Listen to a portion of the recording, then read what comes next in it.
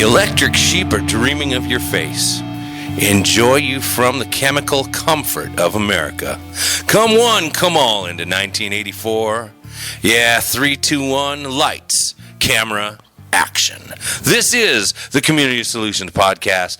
Jason Bradley, Andrew Richter, deep in the bowels of our underground lair, the watchman on the wall, and the pain in the neck of every big government-loving politician. Welcome back to the studios. That's right. We're not on the road anymore. We're back home, back in our underground lair. We've kind of been in this bunker for a while now. Yeah. So we ventured out one time, and that was a little too much for us. Mm-hmm. So now we're back. Now we're back in the. We had work to do. Important work. Yeah, and I'll tell you what. I mean, I only have 19 episodes left, but till my contract runs out, like I keep mentioning, if everybody would get on the horn here, and if I need to get re-signed here pretty soon, I'm going to up the price. Oh boy, we'll see, Jay. I don't know. I mean, you're going to do 200 by yourself. I'll bring in a scab. I'll be picketing outside the underground layer. Unfair business practices. Okay. Yeah. Anyhow, of course, I don't even have a smart aleck comment to make on the song because I don't have any clue. Now, is it George Orwell who sings that, 1984? He wrote the book. Well, then that's a quarter of a point there for getting. I don't even know where I'm at the whole time. I mean, 180th show I think we're at right now, and I have no idea where I'm at. What do you think I'm at? You think I'm up to 20 right answers? Yeah, I've gotten the Beatles like 3 times. Yeah. I think there was once you didn't get the Beatles. Yeah, there was a Billy Joel song, remember I got. Yeah. I'm kicking myself for a couple of them. Yeah. Alice Cooper in particular. Yeah. So I know you used to date her. And it was just, the kind of thing, I can't believe I didn't get Schools Out. I mean, I can't believe I didn't get that. But that's all right. Jay, enlighten us on who the hell that was. That was Talk Shows on Mute from Incubus. Incubus. Yes. Huh. Awesome band. Really? Couldn't tell you a thing about it. Great singer, great guitar player. Yeah. Did the same guy? Good vibe. No. Oh, okay. They're different. I'm in a bad mood. I just found out Jimi Hendrix died. Did you know that? Really? Yeah. You just found that out? Oh, God. Really? I didn't even know he was black. You went back and checked the, what do you call Came that? up on Twitter. On Twitter. I love it. You're on Twitter, but you just figured this out. Here's the thing, and you and I have lived in a world where things have changed so much in our lifetimes. Mm-hmm. When he passed away, or when somebody like that, Elvis died, or we're going back a long time. How long did it really get out before it got out?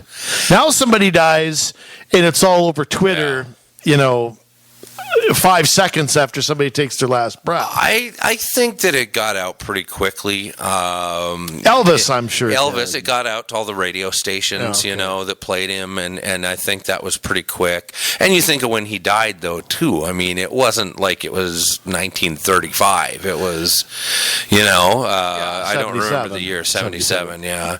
And that's only 3 years before John Lennon was shot. Was that 80 or 81? 80, I want to say. 80, yeah. That was announced on Monday Night Football. Yeah. Howard Cosell announced that. Right. I don't know. But it's weird how... who's the rock guy who died the other day? Somebody just died the other day. Yes. That would be... oh, my word.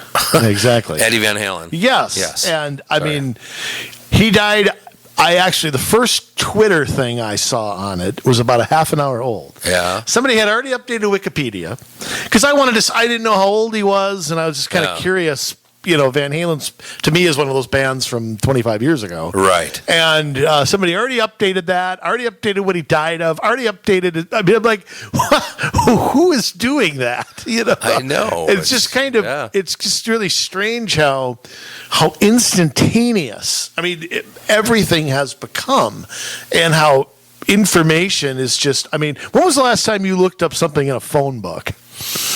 What, 1998 maybe? Yeah, it's been a long time. Bought a road map. I mean, not sure I have a phone book. I think I do. Do they still deliver them? I don't think so anymore. I think the White Pages is all online now. Yeah.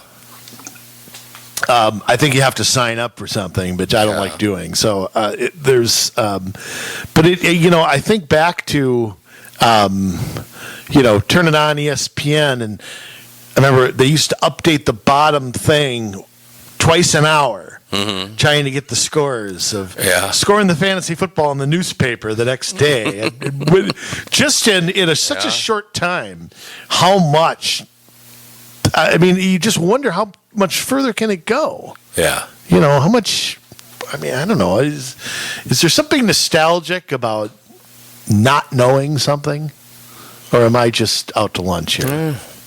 No, I mean it's amazing how quickly we get news now. And I don't know. I think sometimes I believe that's to our detriment. That everybody tries to get the first to be something and all that. And I think that there's there's this race to social media. It makes for a lot of errors. Yeah, it just kind of I don't know. You and I talk about it with people. The first one on social media is usually the dumbest. So it's just kind of, Yeah. Sometimes it's not all that smart. Okay, Jay, I want to say something here. I listen back to the program once in a while.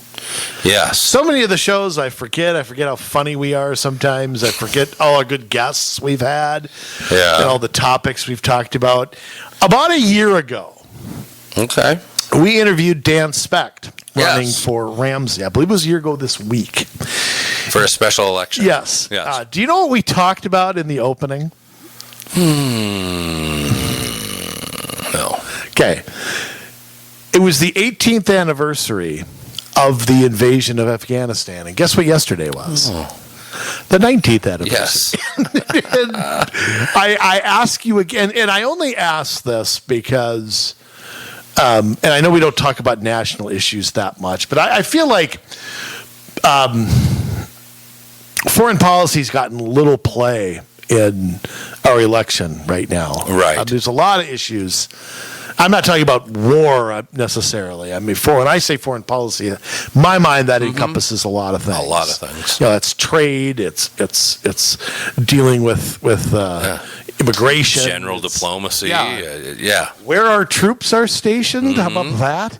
Do you know? First off, 19 years in Afghanistan, and I'd like to know: are we any closer than we? Are we still? Bill Kristol's still going to go on ABC this weekend and talk about the spring offensive for the 17th year in a row that's coming in April.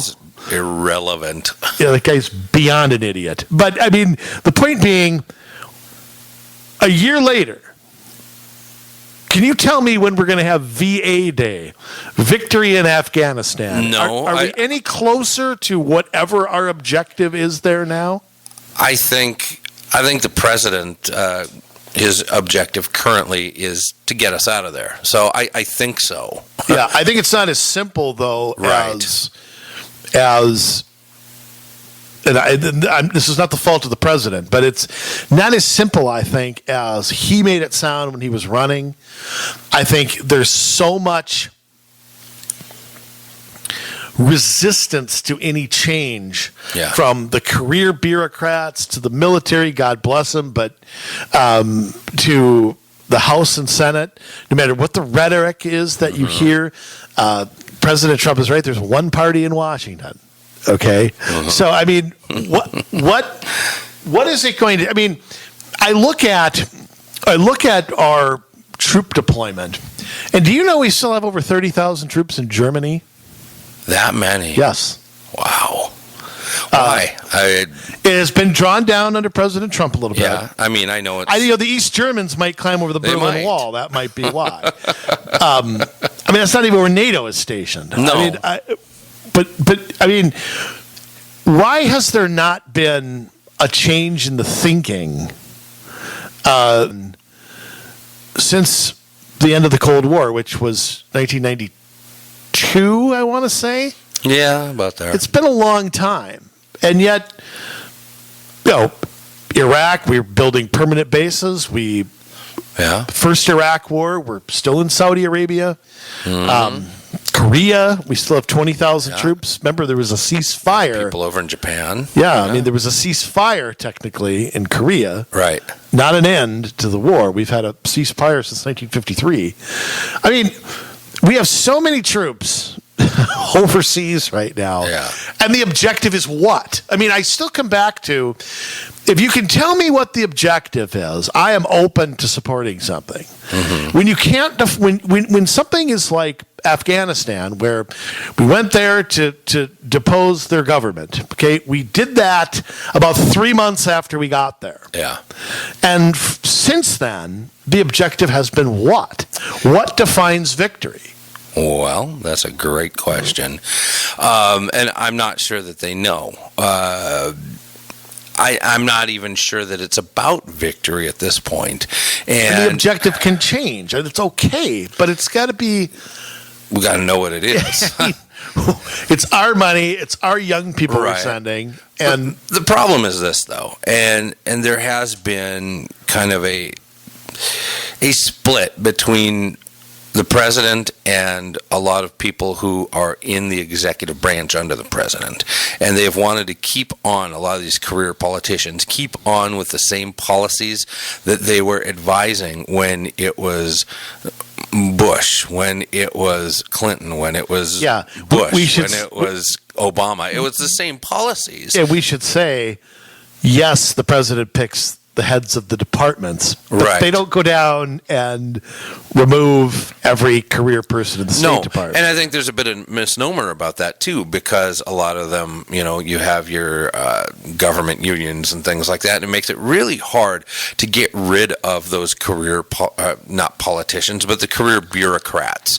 And they have to go through a process and be able to prove that there is outright defiance and insubordination. And even then, it's 50-50. Right. I mean, look at all the problems right now that the president is having with the CDC, and they're going directly and outwardly against his wishes on how to run that department. And just one item is that critical race theory, and how he said nobody's going to teach it. The CDC decided, no, we are going to teach it, and they did it anyways. And then Trump had to send somebody else in to say, no, you're really not going to do this, and start the process of, through HR to be able to raise complaints against these people in order to get them out. And then all of a sudden they stopped. So it's ridiculous. I guess I shouldn't laugh about it. Yeah. It's absurd that the president of the United States has to go to those lengths. Right. But it's the CDC. It's the State Department. It happens in our military. It's certainly in the Justice Department. In the Justice Department, you have, because in the military, you've got the people who are more hawks, and then President Trump is not a hawk. He is looking to end the wars and bring our troops home. Yeah, and it's amazing the resistance he's had. And I couldn't. Here's another thing, too. Does Pompeo have to step in and be more of a... he has a job to do. Right. Okay, and it's not to babysit everybody in the bureaucracy. But to me, whatever job he does or the president does, if you don't tackle that bureaucracy, at least partly, you're never going to get the results that you're trying to achieve. I mean, you could argue President Obama failed at it too. I mean, he came in with one message, and when he was president, he did other things. Yeah. Syria, Libya. I mean, he acted the opposite of what he said he would do. He never pulled troops out of Iraq. That's a misnomer. Right. There's thousands of troops still there. He had 8 years to do something, and he didn't. And it could be that he went, maybe the fight wasn't as public as it is with President Trump. And that's possible. But I think he went through the same resistance. He could have, for all we know. We don't know that. I also think that he brought in secretaries of state that didn't quite share his views. I remember Mrs. Clinton, John Kerry, they were from a different generation that had supported Iraq in the beginning. He didn't bring on he didn't bring on somebody to carry out his policies. So, I mean, which he has to take responsibility for ultimately. Yes. But yeah, I mean, the just the whole thinking of why we have troops where we do. How does that memo look? If you and I were running a corporation, Jay, we would, and we had assets in a place, where 30 years ago it made sense, and today it doesn't. Right. They had been removed 29 years and 11 months ago. Mm-hmm. What is with? I mean, what are we doing in the middle of Europe right now?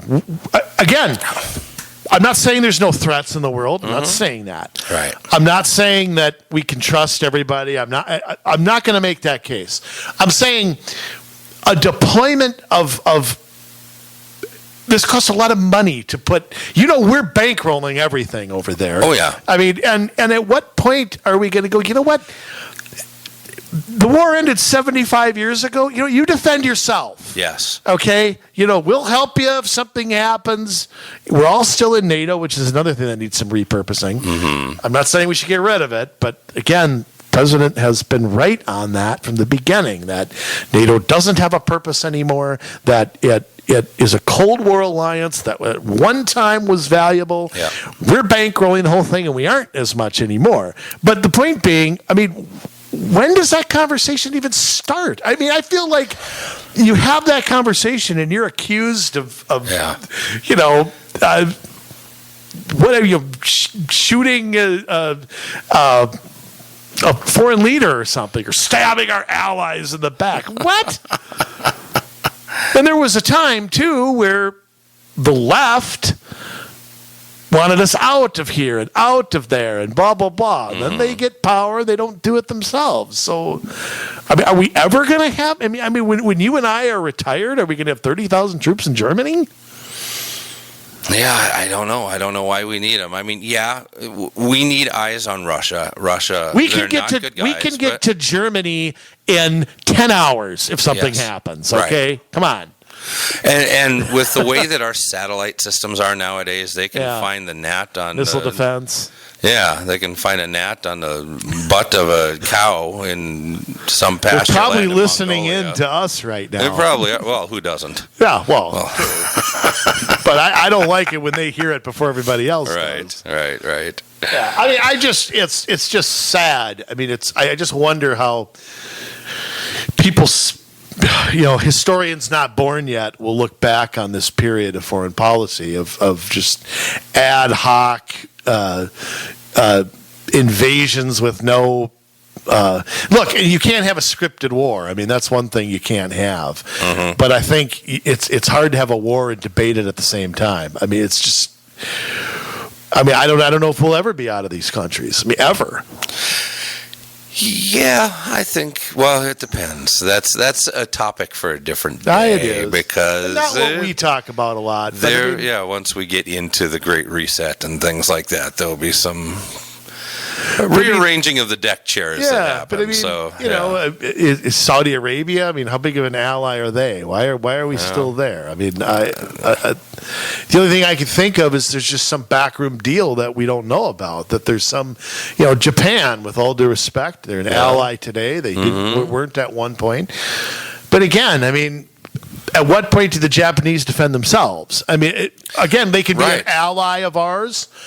We can help them if something happens to them. But how many of our troops need to be there all the time? Yeah, and I understand China, really bad guys. Really bad country. I mean, good people in the country, but the leadership is terrible. Yeah, North Korea is the same issue. And so I understand needing eyes in that area, needing a place maybe to go in and out of. But I mean, you've got the Philippines, you've got all that stuff in that area, and I know we still have strong ties there. Yeah, so it's. I don't know. It just to see 6 figures in troops. When I hear that. Troops can't go in and quell something in a city, and troops can't be on the border, and troops can't blah, blah, blah. I'm like, our troops defend every other nation but ours. Right. I mean, it's just, okay. Anyway, but 19 years now. Wow. If you were born and you graduated high school, okay, so just think about that. Yeah. You've been in Afghanistan a year longer than that. So put that in perspective. I was born in 1977. I graduated high school in 1995. Okay, so all my entire youth, we plus 1 year. That's how long we've been in Afghanistan. Wow. So if you're a parent out there of an 18 or 19-year-old, you know, that's the parallel you can think of their lifetime. So that's just beyond comprehension to me. That I think part of it was Afghanistan and Iraq in particular, and I'm not 100% blaming the Bush administration for this. They were sold to us as short wars. Yeah. They were sold to us, look, we'll go in there, get rid of these guys, and we were sold on that. We weren't sold that this was going to take an indefinite period. But again, that's how we do things now, it seems like. Yeah, well, you know, we don't go in to win. No. We haven't done that since 1945. Right. So I don't think we're ever going to. Yeah. You know, I mean, winning, and I hate to say this, go back and look at history. How did we win the Civil War? Was Robert E. Lee ever really defeated in battle? No. Sherman's march to the sea destroyed the entire country. Grant laid siege to Lee and starved his army. Yeah. Okay, that's how the Union won. It was not sitting on the battlefield. They never beat Robert E. Lee. Yeah. Gettysburg, he beat himself. Okay, go back to World War I. How did Germany lose? Because of the blockade, because we starved them, and there was a revolution from within. Germany never really was beaten in that war. Right. You know? I mean, so let's go back and see how wars were won. Populations got starved. They got everything torn.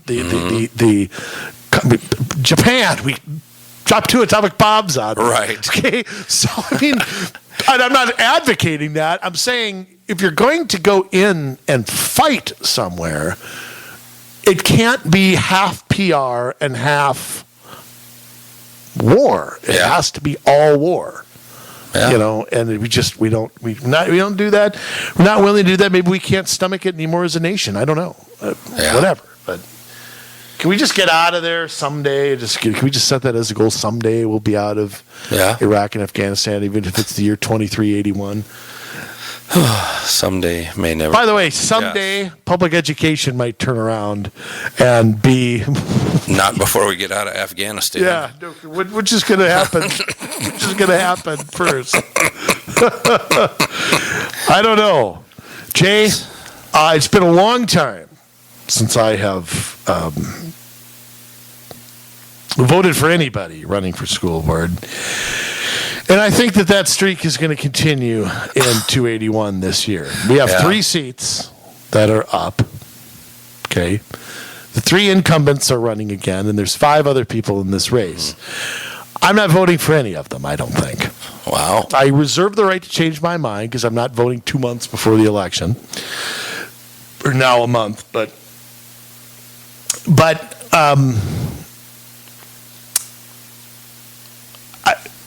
here's the thing, okay, and I'm getting ahead of myself, but I'm not a fan of the current district or the current school board, and nobody's going to get me to be a fan of them. No.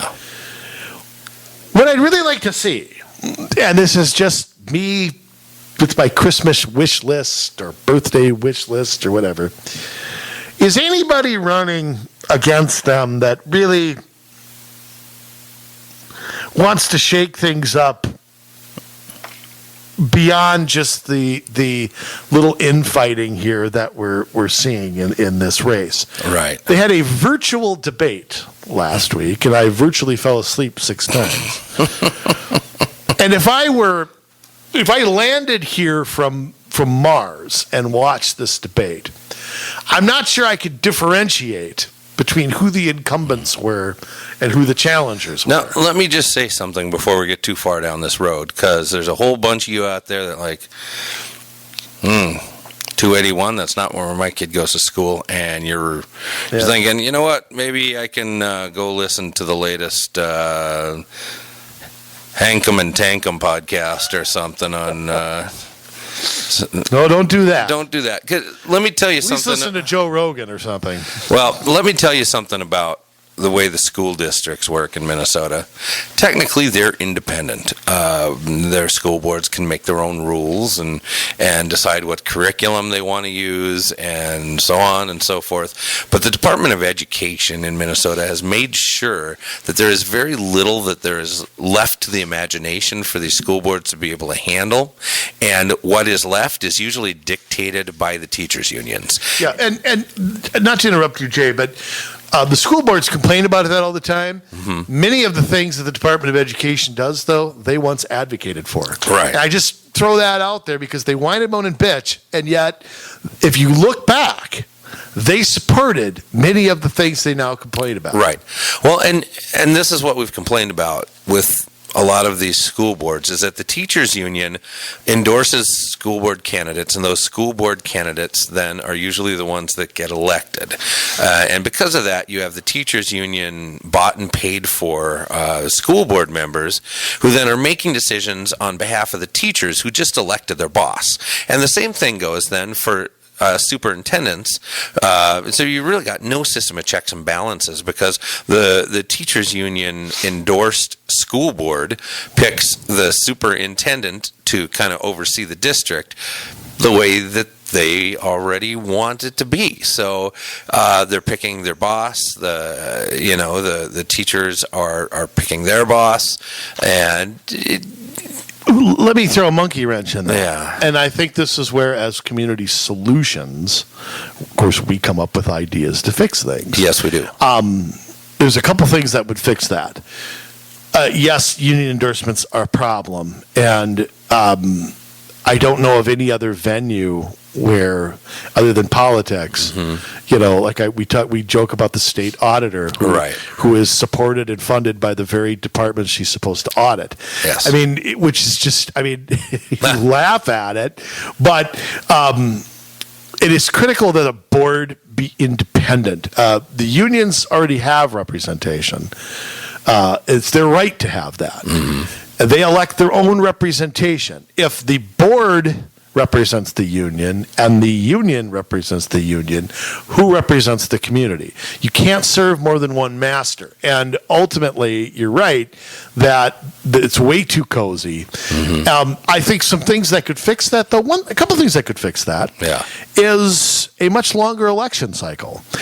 You sign up to run for this in late July, early August, and people are voting by September 20th. That's a problem. That's a huge problem. Wards would fix this because when you have to run an at-large election, the little union money, union endorsement, that goes a long way in a big area. In a smaller area where there's wards, I think that it's much simpler to win because it's a smaller space. Plus, you know your neighbors. You know? And I think you could get. How do you go door to door? I mean, District 281 is bigger than a Senate district. So I mean, there's no way that you can possibly do that. So I think those two changes would go a long way to getting around. I mean, unions endorse people all the time; they don't always win. Right. But in school districts, it seems to happen a ridiculous percentage of the time. They endorse people for governor in every state, but we don't have union-endorsed governors in 50 states. Yeah. They endorse, go right on down the line. So they endorse senators, they endorse Congress people, they endorse legislators, and some of them win and some of them don't. Their batting average among school districts is way, way higher. Right. So you can see the total connection there. I think you're right in a sense, too, about the power of school boards. And this is too much minutia for us to get into right now. Maybe this is a future show, but they've come in and taken away some of the choices that the local districts have, and that's true. Although, again, I would argue that local districts have been complicit in that. Just most recently, the whole bullying stuff. I mean, they complain about the state's policy on that, but the School Boards Association advocated for the state to come in and do that. So they complain about it at the same time they once advocated for it. That's one thing they don't want to tell you, is they don't want to tell you that they whine and complain about a lot of the things that that was like 5 years ago or 6 years ago now, but it's one of the things that they advocated for and they now complain about. So right. I mean, you're never going to win with this. And I do think school boards the state's always the boogeyman. Yeah. That is all, they always have the state and even the feds to a lesser extent to always blame if there's right some sort of shark. They want that boogeyman. Yep, they do. They want Mike Myers or what's the guy's name with the fingernails? They want somebody like that to Kruger. Yes. They want somebody to blame. If people are unhappy about something, they can always pass the buck. City councils do the same. Oh, well, we're not getting the LGA that the automatic increases said we were supposed to get. Right. So it's not our fault. Right. And so for those of you out there in Wadena or Pipestone or Deer River. Or Timbuktu. Yes. Yeah. These things are problems where you are at too, and so to be able to listen to how we're going to talk about this it will help you in your areas, because who hasn't had a referendum and then a few years later another referendum and then a few years later, and it's never enough money, and you're thinking about, well, they just asked for money, but it's for the kids, I don't want to vote against kids. So we'll get into some of that. Yeah, and it's discipline at schools, it's school closures. I mean, graduation standards, and now of course with COVID there's the whole hybrid learning and blah blah blah blah crap that's going on too. Okay, now Jay, the three incumbents we should mention, three people I have never cast a vote for, are Helen Bassett, John Vento, and Sherry Tyrrell. Yes, who are all endorsed by the Robbinsdale Federation of Teachers. Oh, that's that Federation of Teachers website that had that wonderful quote on it from the Assata Shakur, the cop killer. Yes. Yeah, that's fantastic. In hiding in Cuba. Yes. They haven't taken that down yet. Wow, imagine that. All the hits we got on the blog, and they haven't taken that down. On the blog. Haven't taken that down yet. We got a trio, though. Yes. With one of our old friends on it. Ooh. Running for the district as sort of like a group. Okay. Change281. Yes. .com has got three people running, kind of together. And we're going to go over what they say on this, because I think, and I'm going to say, I want to back up a second. Everything they say is not a lie. There is legitimate criticism in what they have to say about the board and the current decisions. However, it's a lot more nuanced and not as simple as it's laid out here. Right. And I think people ought to know that some of the things they complain about aren't going to be so easy to turn around. We'll get into that in a second. Yeah.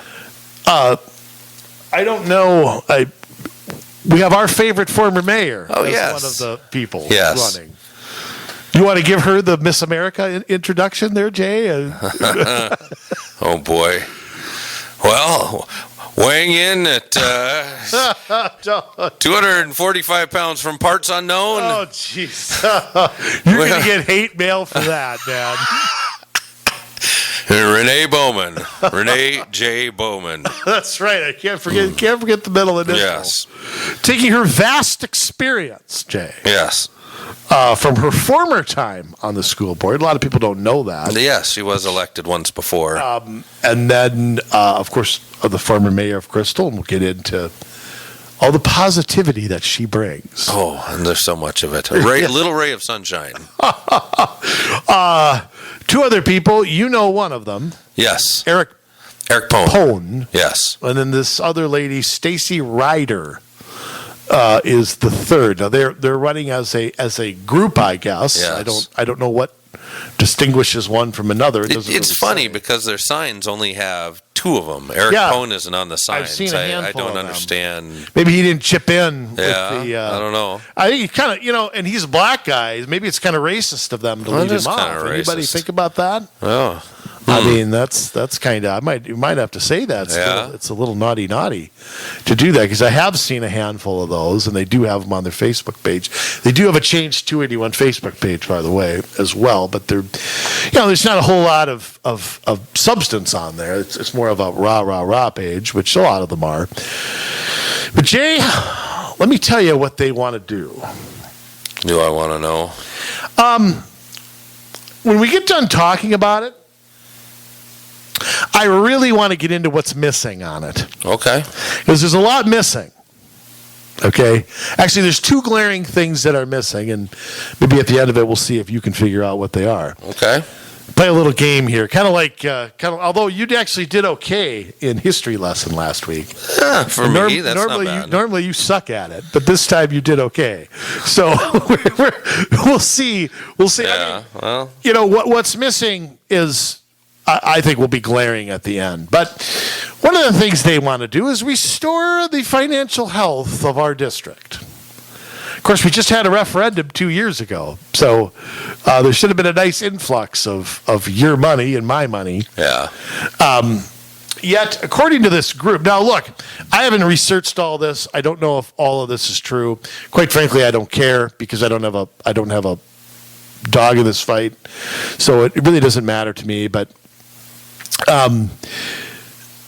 one of the things they criticize is the reopening of Sandburg and Pilgrim Lane with the expense of the new fair school. I want to explain something, because they don't say on here why these things were done. And I want to say I'm not defending the board. Okay? And this is critical. I'm not doing that.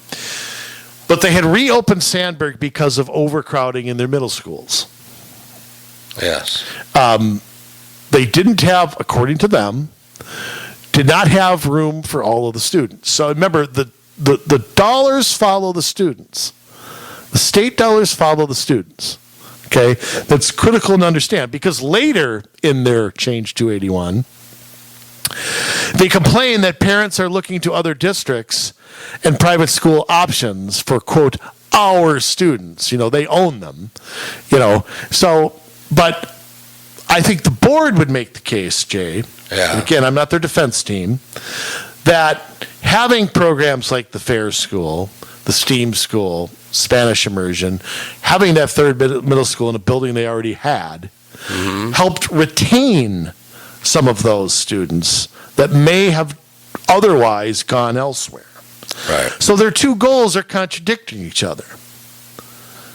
Sandburg was not closed. Sandburg was repurposed. Okay, so it had been open this entire time. So the idea that you're going to overcrowd the middle schools, you're not going to address that. Now, you can make the case the district did not have the money and had to deficit spend. Of course, that's a long-term goal. It's not easy to accomplish. We've talked about that a million times, that takes a lot of long-term planning. But right away, we have kind of a contradiction here. And here's what I'd like to know. What are you going to do now? Are they advocating closing Sandburg? Closing the fair school? Why do we? Are they advocating closing that? I hope not. Yeah, but I mean,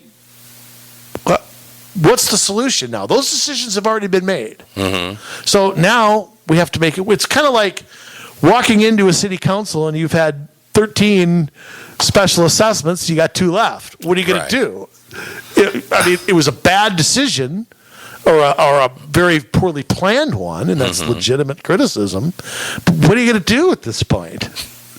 You close the fair school, you close things like that, you're going to have everybody and their mother looking for another option. Yeah. And that money's going to go right with them. It will. Yeah, they'll go out of district. So what's the solution at this point? Yeah. It really does not explain that.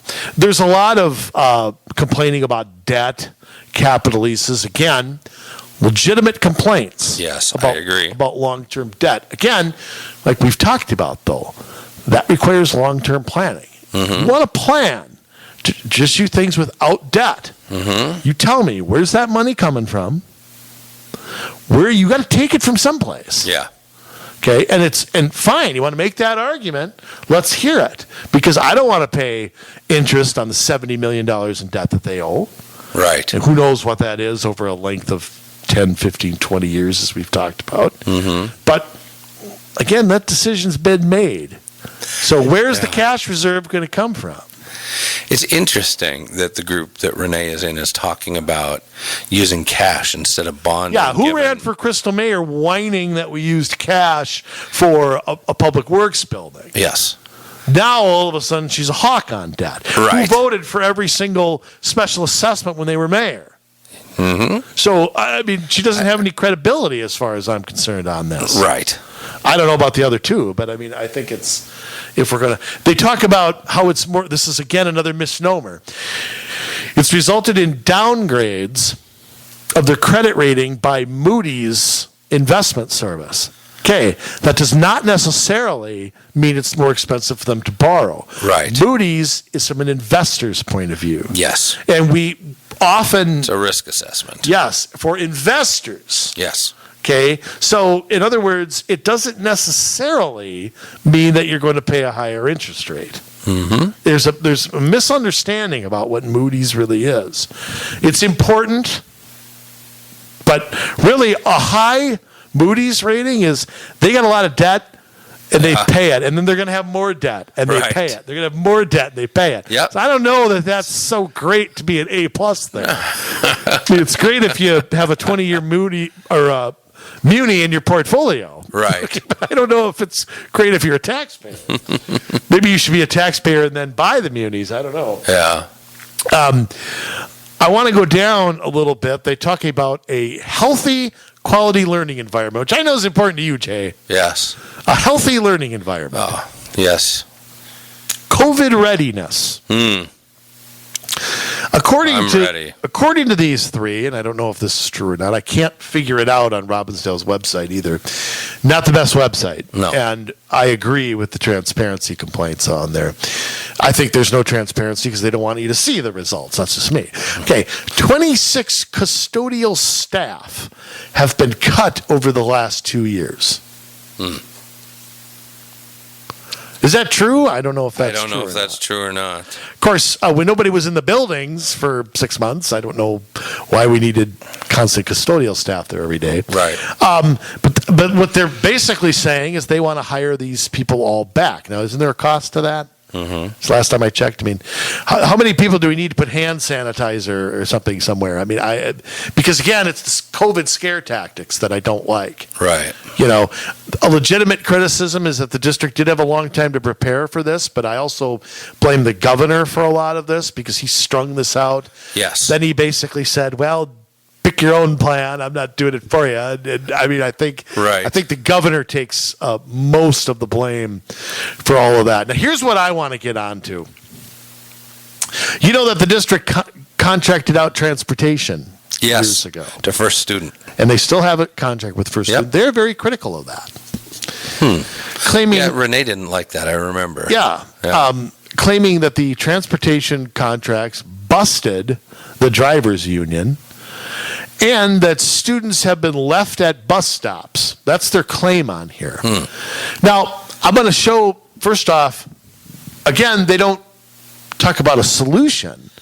But I think what they're advocating is a return to in-house busing. Yes. There's an increased cost to that. And I'll point something else, too. If you do have a bad driver who leaves students, doesn't wait for them, how much harder is it going to be to get rid of that driver if you have a union? Yes. It's going to be impossible. So, what the hell does any of that mean?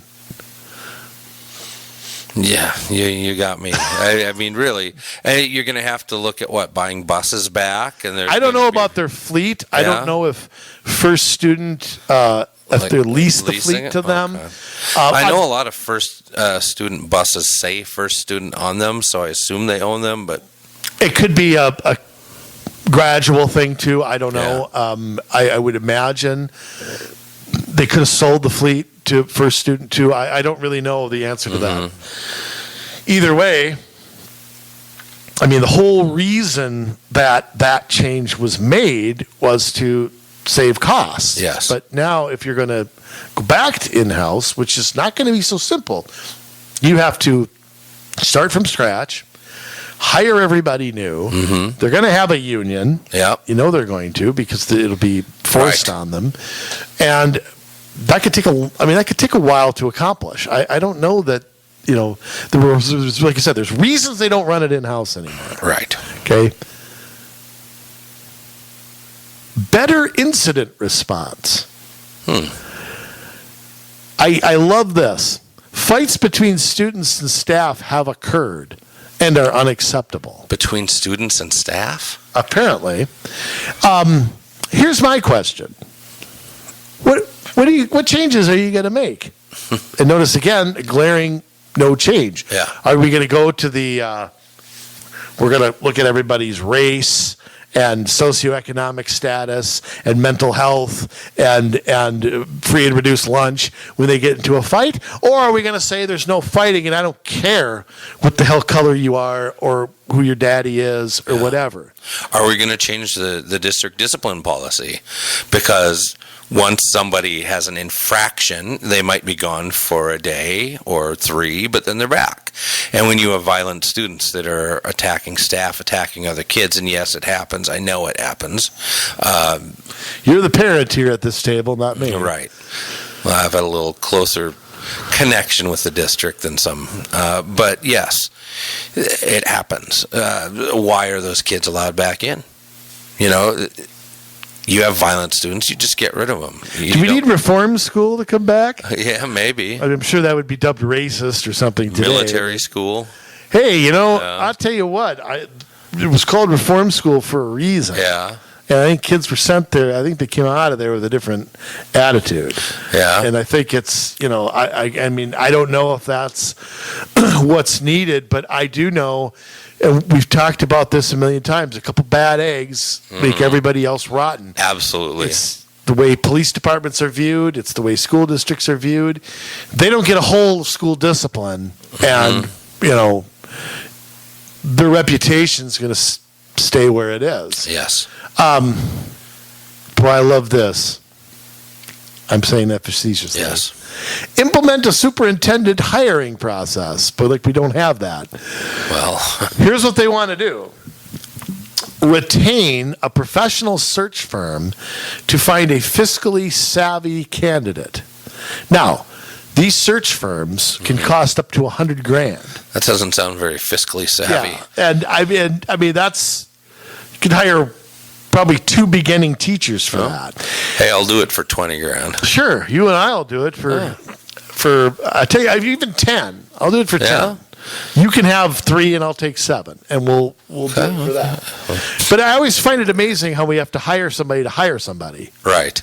I mean, can't you put an ad in the paper like everybody else does? Go to ZipRecruiter. Well, I mean, can't you go to LinkedIn or there's a million. It's so much easier now. We just talked about how information can get out there, and we all know there's a club out there of these superintendent guys who just bounce around from district to district. Yeah. We all know that. So, I mean, push up their salary, You can't tell me that you need to pay $100,000 to a search firm to do this. Come on. No. You're telling me we don't have... I think that's such a waste. So, again, they're advocating more spending at the same time of critical things. Yes. This is another one that I don't think they get what the problem is. Excessive teacher turnover over the past 5 years has been due to poor working conditions. Now, Jay, let me ask you something. How do you retain teachers in a union setting? Okay, now pretend with me. Right. Let's say I've got 20 teachers and there's no union setting. I can pick out the best 10, pay them more. I can pick out the worst 10.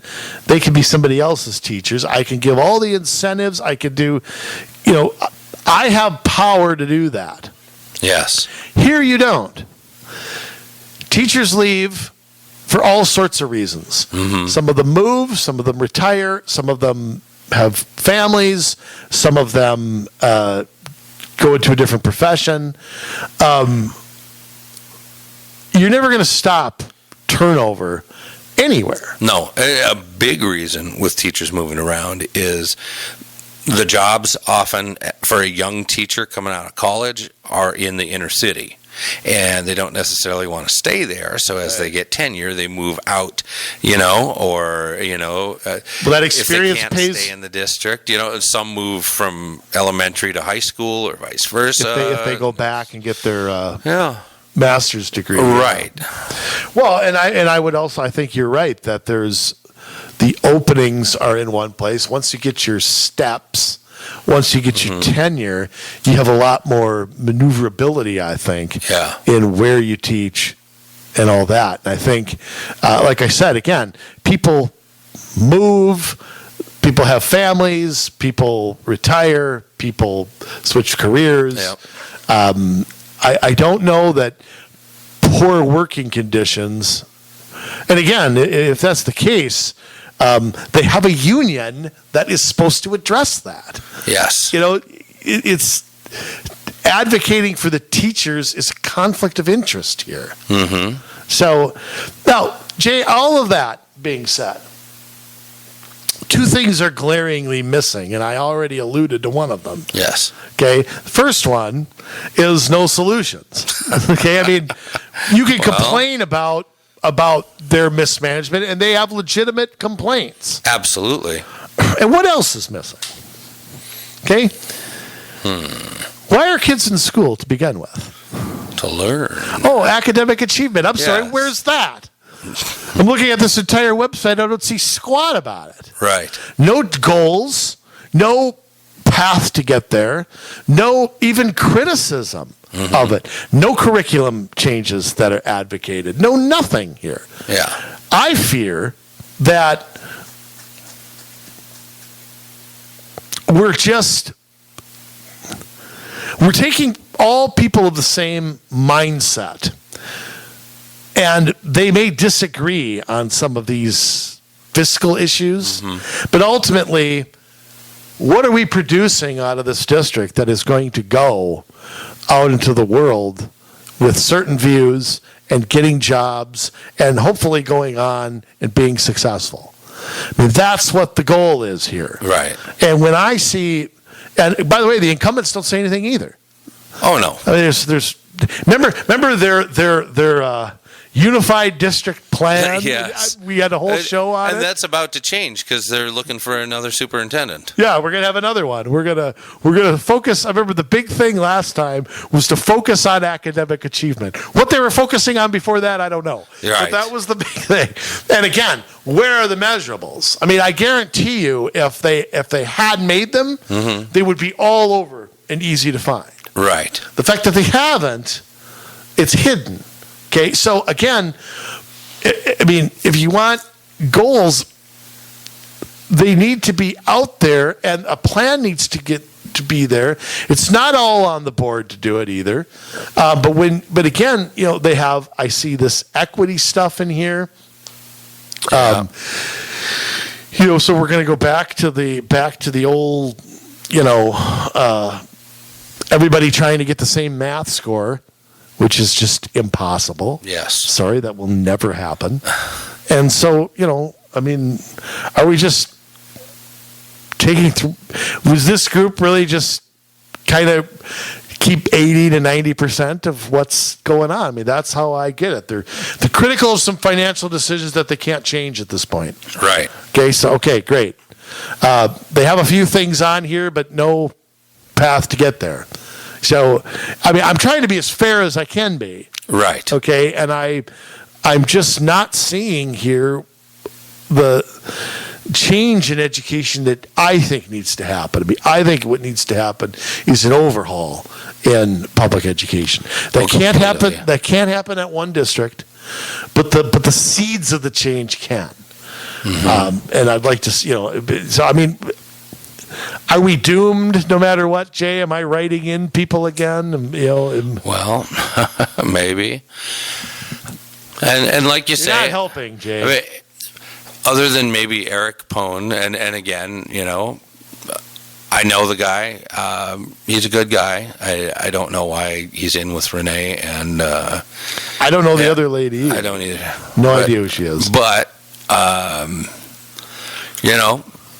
I do know he's a good guy. I don't think that he's the kind of guy that would be putting in radical policies about, sharing locker rooms. And so, I mean, there is that.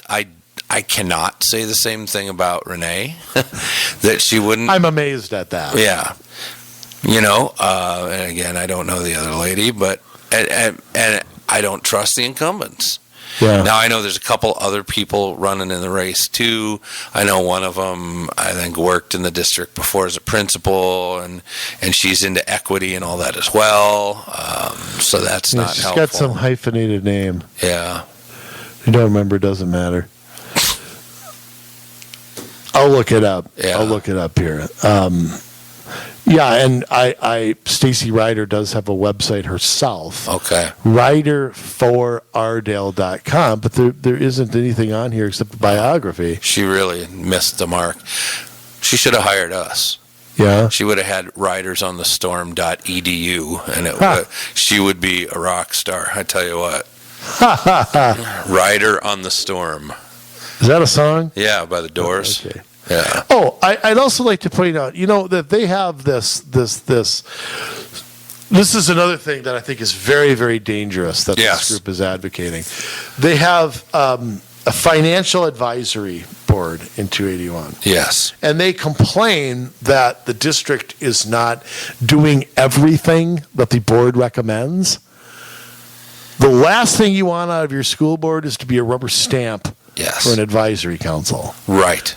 It is the district's, again, I'm not advocating for the incumbents because I don't like them, but it is their job to take recommendations and debate them, talk about them, figure out what can be implemented, what should be implemented, what can be implemented, not to just rubber stamp a Christmas wish list. Right. I don't know who's on the advisory council. Nobody elected them.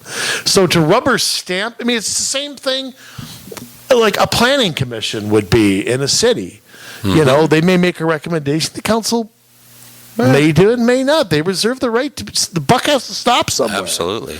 You're there to advise the council or the school board, not make decisions for them. Right. So to me, I'm alarmed by that.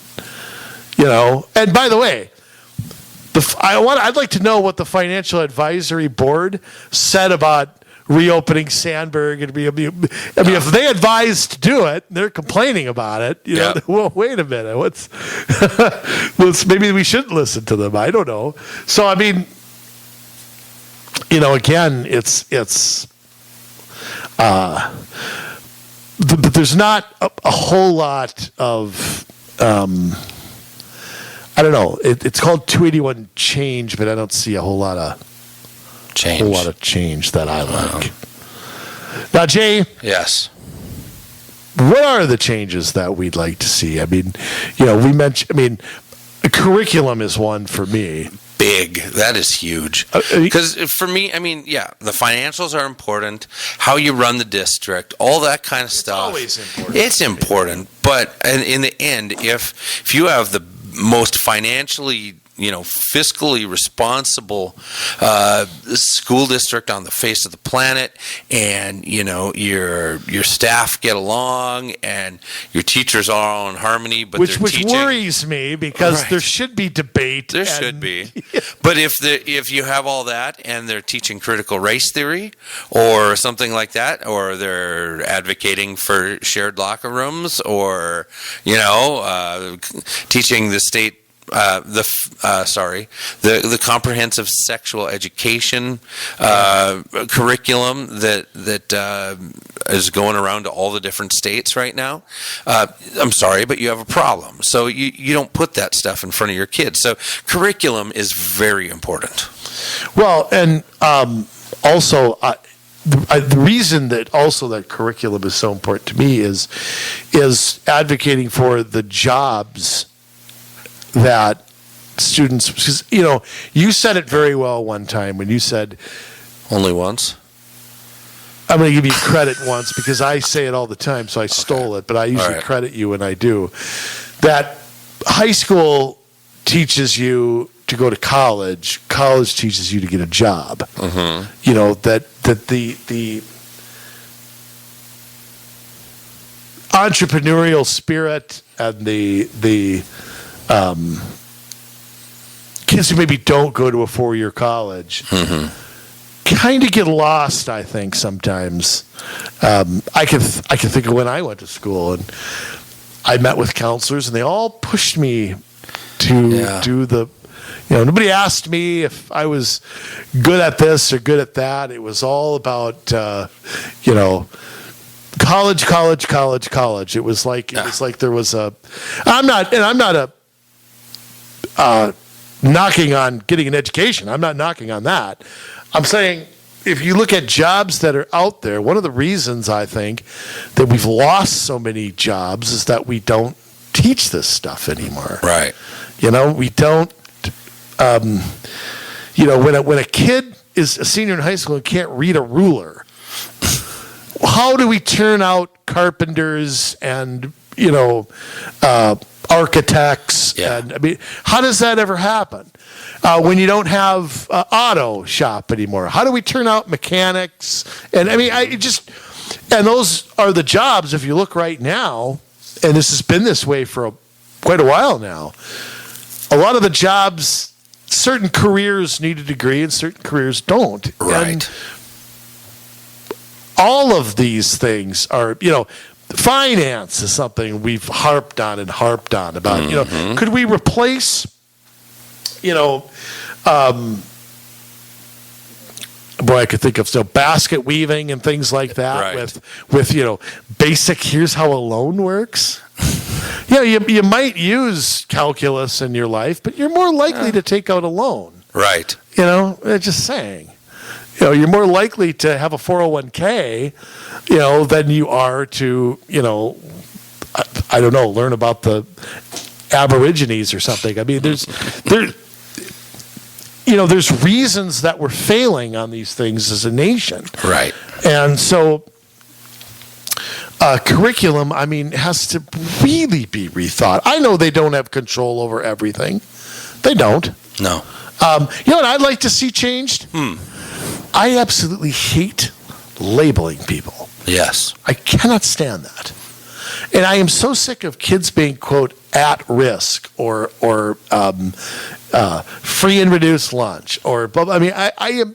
Why do we look at people and make assumptions about their kids based on their job or where they live or anything like that? Why is that done?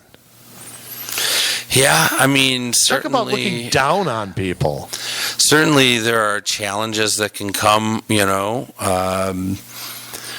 from socioeconomic issues. That's true. But I'd say that can happen on the rich side as well as the poor side.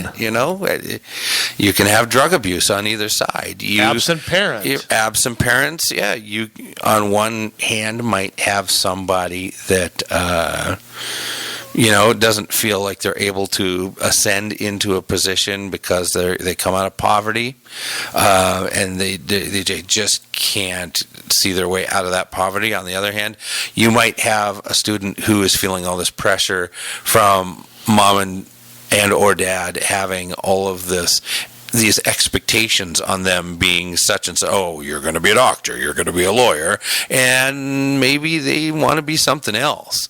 Maybe their talents and gifts lie in some other place, and so there's pressure there, and so kid A and kid B on exactly opposite sides of the social strata can really have some of the same issues. Yeah, aren't they just kids? Yeah. Aren't they kids? When you were a kid, were you aware of who had a bigger yard or who had? No. It's funny. I don't remember ever being. Maybe when I was in high school. Yeah. But I don't remember being aware of who lived in an apartment or who lived. Whose dad did this for a living. And I mean, I don't, can we let kids be? I mean, when kids are 5, 6, 7 years old, they're all learning the same stuff. Yeah. You know what I mean? They all need the basics. Everybody does. Yeah. And so why do they got to be put in a box and be, you're high risk. We're going to lower the expectations for you, or something like that. Or if you fail, it's okay because of where you came from. Mm-hmm. And I feel like that is the attitude, and that is the whole point of labeling, to lower expectations. And to me, it's condescending to somebody. Look, put it to you this way. When I was a kid, my mom was a stay-at-home mom until my sister and I when we were teenagers, she went back to work. My dad was a truck driver, okay? And I had the best home life any kid could have. They were both involved. My dad was a coach. And my mom was involved in the PTA, at least when I was younger. She wasn't by the time I was 18 and they went to conferences. Both of them. Okay? Yeah. But let me tell you something. They weren't rich and they weren't stupid. So when I hear the condescending stuff, I really get angry by it, because helping a kid with their homework or helping them, my dad and I remember Cub Scouts. That's where I learned to, we sat out in a 79 Bronco and changed the tire. And I mean, he took time. It didn't take money to do that. And I just feel like it's so condescending. And it's I don't know why people don't take it as an insult. Yeah. That, that it's that way. It just bugs me. And you know what? Rich people can screw up anything. They can screw up a one-car parade. And who's rich in District 281? Who's a millionaire? I mean, come on. They're not there. There may be a little upper middle class, but there's not two different worlds from New Hope to Robbinsdale. Come on, let's just be blunt about it. Somebody might have a little bit bigger house, and that's about all. Yeah. Or a newer car. What does that have to do with education? And I'm going to tell you something, too. Yeah. Some of these people who have money, they work a lot, and they're not around. Yeah. So there's that. I mean, I can think of, I don't want to say people I know or people I remember going back a long time. Their dad was never around. He might have provided financially. That's not all that there is. No. So it's important. You got to have a dad around. Yes, but that bugs me, and that's something I think that's got to stop in these school districts. This crap about trying to label people and change expectations based on that. And by the way, everybody's different. Can we just say that? Yeah. This equity crap. Everybody's different. I mean, let's also be blunt too. Some kids work harder. Yep. Can we just say that? Some people are less motivated. Some people do their freaking homework. Yeah. And by the way, I want to say something about a school lunch. My mom's peanut butter and banana sandwich was better than anything I ever ate at a school before. Yeah. I was in high school. I begged her to make lunch for me. Wow. Okay. And she usually just gave me a few dollars and go get it. You're old enough, go get it yourself. That was, make your own lunch. That was, which, hey, I respect that. But I'll tell you what, I would have. Having a school lunch, I don't know if where the lunch gets up and walks away. I don't know that's. I know. There were many things that they served that I wasn't quite sure was edible. Besides, my mom always gave me a fruit roll-up. I remember I was obsessed with fruit roll-ups back in the 80s. They used to get stuck between, I had two teeth back here, and my adult teeth came in. They always got stuck. So, a lot of changes. I do agree with the debt portion, but that is a long-term goal that's going to require. Here's what fears me about these three. They criticize financial decisions. If they want to spend more, how fast are we looking at another referendum? Yeah, it'll come, and they all denied it at the recent forum. Right, and I'm going to go back to ReNae because she's the only one with a record. There is not a referendum in 281 that has ever happened that she did not support. Yeah, that we know publicly. But yeah, I don't. I am assuming so. No. Yeah. Without a doubt. I seem to remember there being very public statements about that. Well, when she was mayor, I know they endorsed one. Yeah. Back in I don't recall what year that was, 09, 08. I know they publicly endorsed one. And I know that Joe Selton endorsed one when her husband, when he was running against Jeff Kolb. I know that he publicly came out and endorsed one as well. But magically, they're not going to have them anymore. Well, they're going to have them. The question is, after we just passed one, are we gonna and these three will blame the previous board for it. They're already setting us up for it. And look, I mean, again, they can say one thing now. And a lot of the funding is based on the state. I mean, there are things, again, that are not completely in their control, but a lot of things are. And I want to see curriculum changes. I mean, that is what I want to see. And I want to know if we're going to support the Black Lives Matter stuff and all that stuff. I want to know where they stand on that. But conveniently, academic achievement, I cannot find anywhere on anything that is advocated here. And I am very troubled by that, because I think to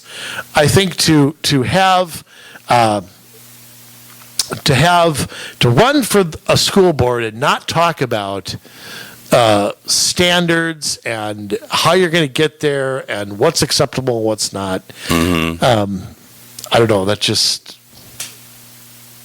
just can't have that. And if you want to hear a personal message from ReNae, which again mentions nothing about academic achievement, is right there. A message from ReNae Bowman on Change 281. I know you're waiting with bated breath to read it, so you can go. Of course, she mentions nothing whatsoever about academic achievement at the end. She says it's all about the kids, all about the children. Jay, she has her phone number on here. Should we say it out loud? We probably should not dox her, but you can go find it on the website. Her email has not changed. ReNaeBowman37@gmail.com. Oh, it's not. Keep it respectful. ReNae Bowman for mayor. Yeah, still. I want to know, is that site still up? I think it is. I gotta look.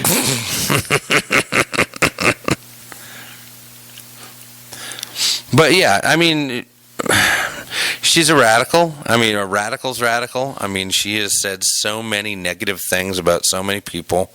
Brendan Banks, who is on the Crystal City Council, she called him a Republican, spelled REPUBLIKKKIAN. Mr. Banks is an African American. So that's super classy. Yeah, and he spent time in a group home and done things like that. Yeah. All the kind of people that, people like ReNae, they need our help, and we can't judge them, and blah, blah, blah. And I have only had a chance to meet him one time, just in passing. Yeah. But I've seen him at council meetings. I've been pretty impressed with his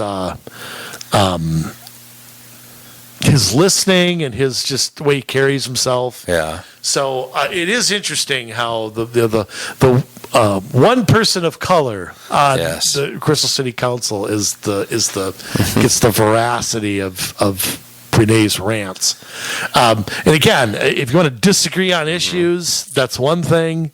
But to claim somebody's a member of the KKK, personal attack, especially to a minority, it's just way out of line. It's reprehensible. It's despicable. And to make it worse, I mean, you don't think it can get worse than that, but she was in league with and supporting the other person in that race, Julia Hill, who was quoted as what was the quote? Oh, it was the clothesline. Yeah, she was. Clothesline Hill, any kid that wants to come up and scare me and my dogs, I reserve the right to clothesline them. And except she called them, I don't remember what she called them. I think little AHs. Yeah. Yeah. Really classy again. So. Well, I mean. But ReNae liked that comment and encouraged her. And, it's. Remember when she got in that argument with me about, and she wanted to shut my water off because I wouldn't let them come in and inspect my home without a warrant, and she just said I can't go throwing people in jail, and I'm like, I thought we were talking about a search warrant, not an arrest warrant. Oh, that's right. She didn't know the difference. Yeah. Well, you know. Yeah. Yes, in fact, I have it on a blog post here from October 16th, 2018. ReNae Bowman and her friend Julia Clothesline Hill. That is at COMMsolutionsMN.com. Yeah, let me see. Well, that she berated an officer, first of all. Oh, that's right. Was the one thing that was kind of...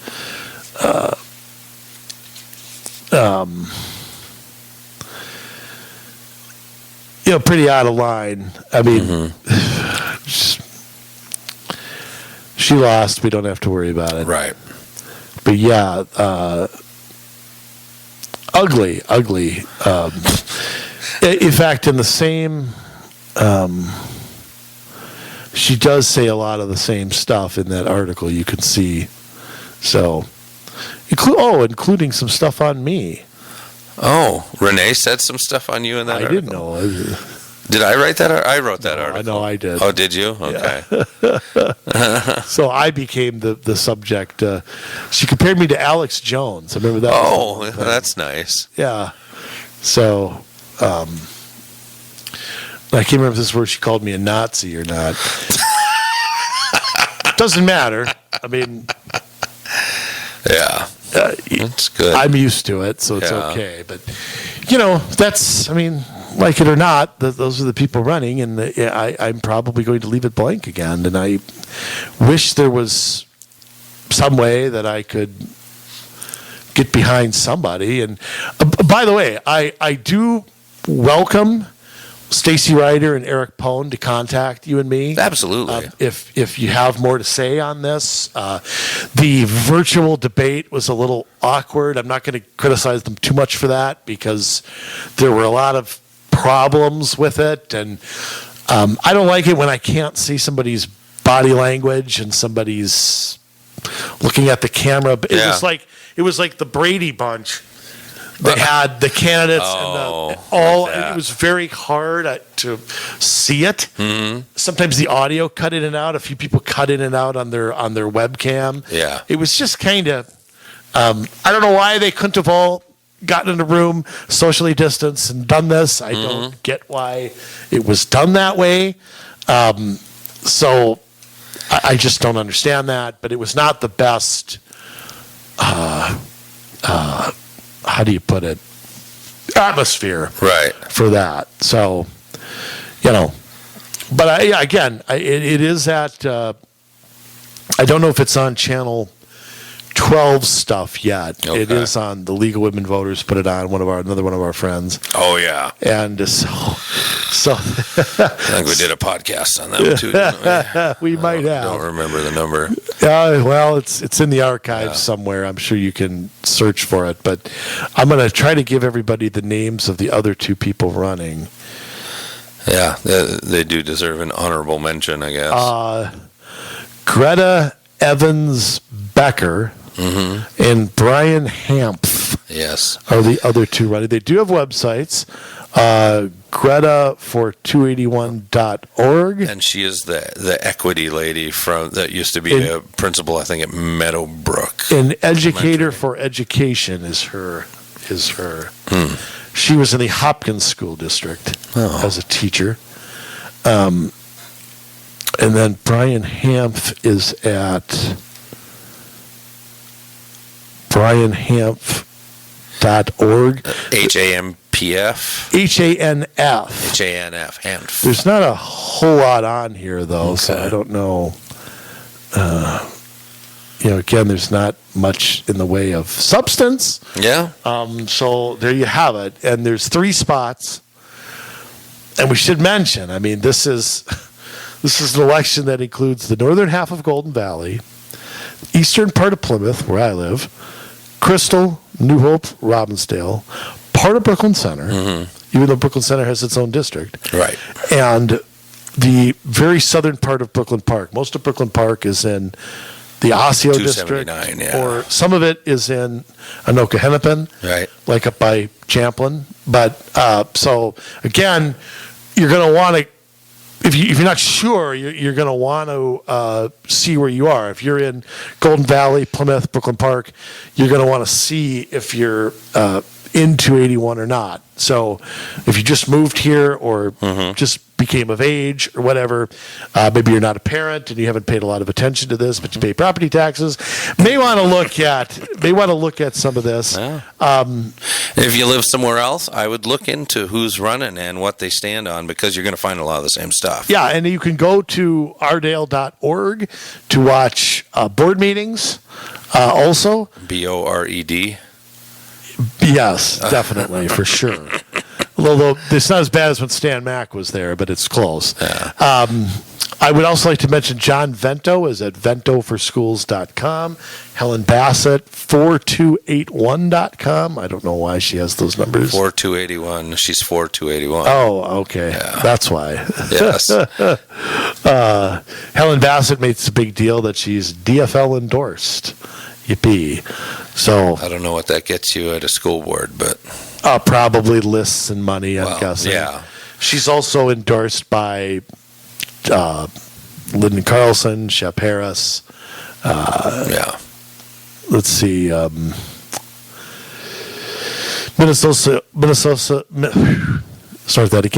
Minnesota Association of Professional Employees, Robbinsdale Federations of Teachers, DFL Senate District 44 and 45. Former board member Barb Van Heel, former board member Patsy Green. So she is endorsed by the usual list of right. People you'd expect, an incumbent to have a laundry list of. And the Hennepin County Commissioner, that's my Hennepin County Commissioner, Fernando Valenzuela. No. Irene Filmambo. All right. So I do not know who that is. Right. Did not vote for them. Did not know what district I was in until that day. Is that terrible, Jay, or what? And cut you a break. And then what? Sherry Tyrrell is the other one, right? Yeah, she did not have a website on the candidate filings. Maybe she did one since then. Wow. I'm sure with her union money she got one. All I see is a Facebook page that's coming up. And that is at Sherry for School Board after the backslash. Let's see.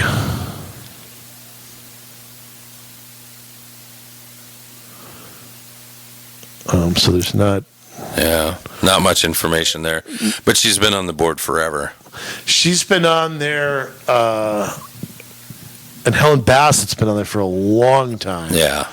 I believe for Sherry Tyrrell, this is her fourth term. Yeah. And I think for Helen Bassett, it's her fifth. I want to say John Vento, it's his third. So they have been on there for quite a long time. Second or third, yeah. He's been on there for a while. So, long time incumbents. I would also mention one of my criticisms of the board for a long, long time was every city, every area not being represented. Yeah. It was always something that bothered me. There was a Golden Valley Plymouth clique that ran the district for a long, long time. And I want to just really quickly. Sherry Tyrrell has since moved to Plymouth. Oh. She used to live in Crystal. Helen Bassett and John Vento both live in Golden Valley. Yeah. Stacy Rider lives in Golden Valley. Eric Pone lives in Brooklyn Park. Yes. Brian Hanf is in Crystal, kind of by you, Jay. Greta Evans-Becker is also in Crystal. And who am I missing? I know, of course, ReNae is in Crystal. Yeah. So, so no New Hope, no Robbinsdale. Again, I just go back to we got to have wards here. Yes. And I think every part of the district should be represented. So.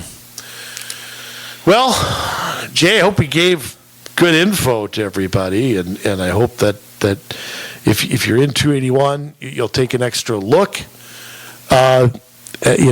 hopefully you haven't voted yet and just voted for whoever you knew. And, hopefully you didn't do that. And research these people a little bit further. And contact them. If you're going to contact people, be respectful. Mm-hmm. Unlike you. And so... I'm such a bear. Yeah, I'm always respectful. So, anyhow, Jay, why don't you be the suffering of succotash here, and the king of sting, the Rick of flair, and go ahead and be the Roddy of Piper and give us our sign-off sermon for show 180. I'm counting down the shows till I can retire or I resign. One of the two. It'll be the latter. LADDER? Yes. Yes. That will be my co-host. I'll bring in a ladder. All right. Hey, at least it'll be thinner. Well. All right. Well, we're neck deep in election season. I don't know what's going to happen. It is anybody's guess, whether that's at the local level, whether that's at the state level, whether that's at the federal level. You can be sure that there's going to be a lot of uncertainty. That's for sure. What do we do about it, though? This has been like nothing I've ever seen. And it seems like around every bend, there's another surprise. It seems like when you think things can't get crazy or there can't be more just unanticipated things going on, then something else happens. So that's why it's important that we're involved, because anything can change anything at any time.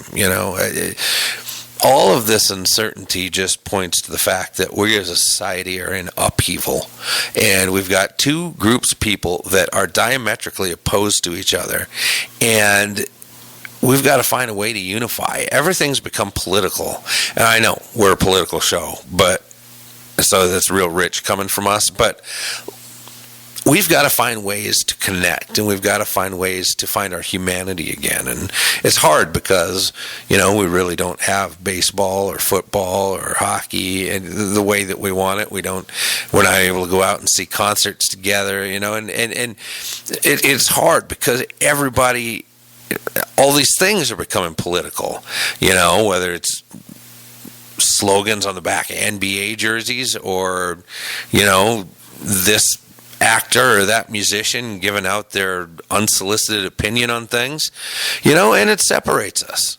And we need to learn to find the good things in life together, because really our life should not be affected so much by politics. Again, I know, rich coming from a political show, but we need to find the things in our lives that draw us closer to each other so that we can figure out how to get along and enjoy what this world has to offer together. Politics is ruining everything, and really, even though we're a political show, one of our goals is to provide solutions that bring communities back together, because we want to enjoy that good life again. We don't want to be worried about this special interest group or that policy or that referendum or that tax hike or whatever that's coming down the pike. We want to be able to take care of each other. We want to be able to fish together, swim together, go for hikes together, have barbecues, and interact the way that people should in crossing those political lines. And unfortunately, we live in an environment where everything is political. And you see the worst of it on TV. The president does this, and then next thing you know, somebody else is screaming about it. And so, anyway, president pivots and moves, and he's trying to figure things out. Next thing you know, Nancy Pelosi is trying to invoke the 25th Amendment. We are in bizarro world here, and we really need to take stock of where we're at. All of us need to take a look at it and say, whoa, whoa, whoa, whoa, whoa, whoa. This is going too far. We're all too willing to tear each other down, to act unlovingly towards each other, to just be so affected by what we believe politically that we can't get together in real life. and it's not okay. But we're headed further down that track. And there are two groups of people. There's one group that I believe, at worst, they maintain the status quo, if not move us back towards being able to live some sort of separate life. The other group wants to make everything political, and whether that's to pull us into some Marxist utopia or, as some people might say, to use the Marxists to bring us into some sort of globalist utopia, it's no good. So we've got to know how we're going to react, because let me tell you, there's some things coming down the road that we have to be prepared for. What happens if Trump wins the electoral vote but does not win the popular vote? Do you know what's going to happen? Do you know how you're going to react? If there's riots in the streets and burning things down, what if Trump wins by a landslide, but then things get bogged down in the courts, and all of a sudden you've got riots in the streets because the polls have showed something else for so long that it's got to be corrupt? What happens if Biden wins and people start rioting anyways, and then blaming it on conservatives? Anything can happen in this election cycle. Anything can happen. And you've got to be prepared for it. And part of that is knowing who you are as a human being and being able to be the best person that you can be, and not being swayed by these people that are activists, by these rioters and these radicals that are out in the streets. You have to be able to keep a good head on your shoulders, and the only way to do that is to be moored to what you believe and not being able to be moved from it. You know, get back to church, get back with your family and spend family time. Get together with your neighbors. We've got to become America again, the way that we've always believed that it was. You know, that Norman Rockwell painting vision of America, because who wants to live in a place that isn't full of peace, full of love and joy, full of just people being patient with each other, people being good to each other, people being gentle with each other, showing self-control, being faithful. But that's not where we're at. We've become a nation of people who break laws, who have no regard for our laws, people who are willing to tear one another down to get what they want, people who are willing to say things on the internet they would never say to another human being's face. We've got to take stock of where we're at, and we've got to turn things around. We've got to humble ourselves, admit that we as a nation have gone wrong, and do it differently. We gotta say, God, we're sorry. We're sorry for all of this mayhem that we have allowed to take place in this nation, for the depths of the deception that we have allowed, that we have even supported and endorsed sometimes through how we vote and through not speaking up when we see it. And then we've got to do differently. We've got to walk it out differently. And I believe that all of this that we see that is plaguing us is going to go away, because we are going to be better people for it. We're going to send better people to City Hall, to the county board, to the school boards, to Minnesota legislature, to Washington. We've got to change ourselves if we want things to be better, because it really, Washington, St. Paul, our own city and school district, our county, they're just really reflections of us. At the end of the day, that's all it is. So if we want to have a good nation, we have to be good people. So think on that for a week. Think about that. How can I be better? How can I get more connected to my faith? How can I get more connected to my family, my friends, my neighbors? That's your challenge for this week. You know, not so many times I've asked you to think about standing up and running for something or doing this and that. Just think about really connecting this week with people that you've been losing connection with. Get to know the people that live around you, because times are coming and they're going to get hard. I believe that. And that's not me being negative and pessimistic. That is me saying, I believe things are going to get difficult and we're going to need each other. And that's the silver lining. We as Americans are innovative. We can do anything. So if we're good people, we're going to be able to overcome all of this. But we've got to be willing to see things for what they are, and not vote based on our team jersey, right? Oh, this person's Republican, they get my vote. No. Nobody automatically gets your vote unless they're doing the things that bring us closer together and are good. So be an advocate in your family, in your community, and just draw near. That's really all I can say. And just make sure you vote. Make sure you get out there and vote. That's all you can do. So, we'll be back in a week. Don't worry about that. We'll be fired up. We'll have all sorts of marching orders and education and whatever solutions for you. But for this week, let's start putting our communities back together. And throw this around. Share it, because I think that's the message for this state. So we got to pull together. And you have anything you want to say to us, you can always do that. COMMsolutionsmn@gmail.com. That's COMMsolutionsmn@gmail.com. And likewise, like Andrew was saying before, Stacy Rider or Eric Pone, you want to reach out to us at that number based on some of the questions we had in the podcast. Feel free to do that. Otherwise, we'll talk to you again real soon, because we love you, Minnesota. But now it's your turn to get to work.